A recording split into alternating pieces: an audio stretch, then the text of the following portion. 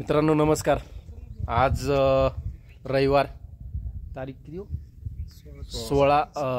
16 मार्च। आज आपण ढवळेश्वर या गडावरती आलेलो आहोत।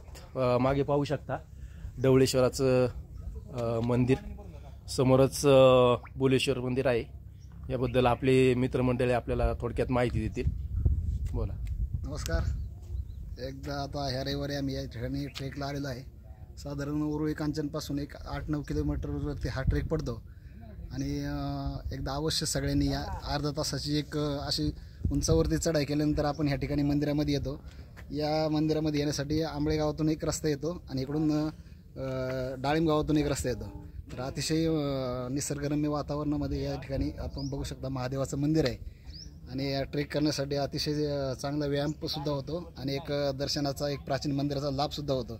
या ठिकाणी जर वरती आपण बघितलं तर साधारणपणे गडासारखी रचना या ठिकाणी दिसती। भव्य असं प्रवेशद्वार या ठिकाणी पाठीमागे आहे, पाण्याचे 2 टाके आहेत आणि एक प्राचीन मंदिर या ठिकाणी आहे। साधारण उरुळी कांचनपासून एक 8 किलोमीटरवरती आणि पुण्यापासून 35 ते 40 किलोमीटरवरती हा ट्रेक आहे। सगळ्यांनी या ठिकाणी या, एक मस्त एक ट्रेकची अनुभूती आपल्याला मिळेल आणि अवश्य सगळ्यांनी या। धन्यवाद। हर हर महादेव, हर हर महादेव। धन्यवाद। मित्रांनो या ठिकाणी टाके दाखवतो, 2 टाके आहेत गडावरती। हे एक टाकं या ठिकाणी आहे। या टाक्यामध्ये पाणी आहे आणि इथं अशी आख्यायिका आहे की इथं जर आपण लिंबू वगैरे टाकलं तर इथून अगदी आपल्या जो समोर बोलेश्वर आहे त्या ठिकाणी जे टाके आहे तिथं ते लिंबू निघतं, अशी एक आख्यायिका या ठिकाणी आहे। आणि या ठिकाणी पाहू शकता आपले सुरेश बापू मगर या ठिकाणी पोचलेले आहेत। 55 वर्षाचा तरुण माणूस अगदी सगळा त्रास सहन करून या ठिकाणी गडावरती आलाय। मला वाटत नव्हतं बापू येतील, पण खरंच मनापासून आभार। तिकडे बघून सांगते बापूचा जोश आणि बापूचा उत्साह पाहूनच आम्ही बापू सोबत आलो। खऱ्या अर्थाने हा ट्रेक बापूच्याच खऱ्या बापूमुळेच आम्हाला काढला। धन्यवाद बापू। लाजवेद अशी जिद्द आणि चिकाटी बापूची। मला पुढचं टाकं दाखवतो। या ठिकाणी दुसरं, या टाक्यामध्ये पाणी नाहीये।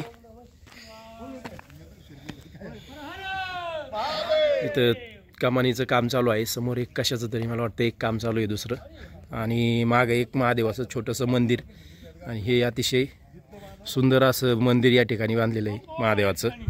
अर्ध्या तासाचा ट्रेक आहे मित्रांनो। अतिशय छान पद्धतीने सकाळचं आपण आलो तर आपल्या परिसरातील अतिशय छान असा ट्रेक या ठिकाणी घडू शकतो।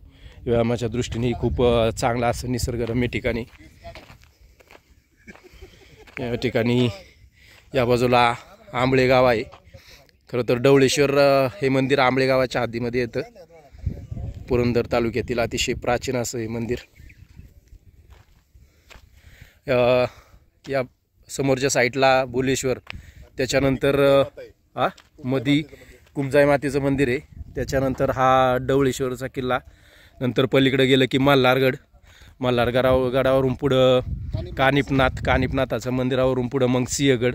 हे आपल्या सह्याद्रीच्या ज्या उपपर्वतरांगा आहेत याच उपपर्वतरांगांमध्ये ही सर्व मंदिरे बसलेली आहेत।